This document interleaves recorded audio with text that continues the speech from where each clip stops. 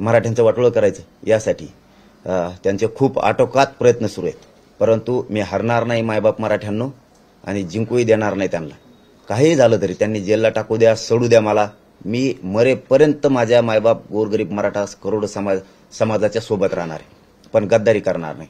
आपण मराठा बांधवांना आणखीन एक सांगतो, आपण असं सांगितलं होतं पाठीमागं की जे आमदार मंत्री आहेत मराठ्यांचे सगळ्या पक्षांचे, ज्यांनी ठराव केला होता सर्वपक्षीय ठराव की तुमच्या मागणीप्रमाणे सगळ्या सोयऱ्यांच्याबद्दल जर अंमलबजावणी करायची असली तर तुम्ही सरकारला वेळ द्या, आणि आपण त्यांचं ऐकून त्यांना वेळ दिला होता। त्याच पद्धतीनं ज्या समाजानं वेळ त्यांना दिला होता त्या सगळ्या आमदारानं आणि मंत्र्यानं, ठराविक जणांना काही जणांना बोलले सुद्धा, पण बाकीचे बोलले नाहीत। आपण त्यांना सांगितलं होतं सगळ्या सोयऱ्यांबद्दल दुसरा विषय सांगितला होता, अधिवेशनात बोला, एकही बोलला नाही गोरगरीब मराठ्यांच्या बाजूनं, एकही। आत्ताच सांगतोय, हे जे 26 तारखेपासून परवापासून अधिवेशन सुरू झाले त्यात मात्र मी त्यांना बोललेलं नसून त्यांच्या नेत्याला बोललोय, म्हणून इतकं झोंबलंय त्यांना की ते नेत्यासाठी रान उठवायला लागलेत।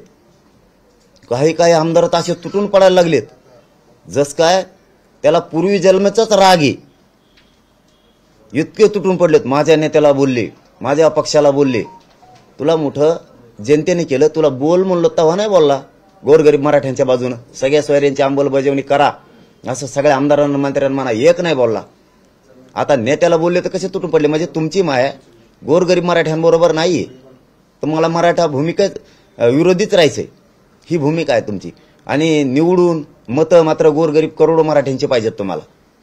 मायबाप मराठ्यांना हे एवढं मोठं षडयंत्र, यांना जर एवढा राग आला तर यांनी मराठ्यांबाबत त्यांना आतापर्यंत पिढ्यानं पार राग का नाही आला? सगळ्या मराठ्यांचे लोक हे आरक्षणाचा फायदा घेणार आहेत, आणि जे आरक्षणच टिकत नाही, टिकायचं ते तर आपण सांगतो त्यांना मराठा समाज मागासवर्गीय झालाय, 10% आरक्षण दिले तर तुम्ही ओबीसीत घ्या ना, मागासवर्गीय झाले ओबीसीत घ्यायला काय हरकत आहे? तर 50%च्या वर टाकलं मग ते उडालं पाहिजे। इंदिरा सहानीचा खटला सांगतो 50%च्या वर गेल्यावर टिकत नाही, मग यांना ओबीसीत घ्यायला काय हरकत आहे? ते नाही करत, हे याला 10% घ्यायला लावा, नसता याला गुतवा, हे षडयंत्र यांचं सुरू आहे।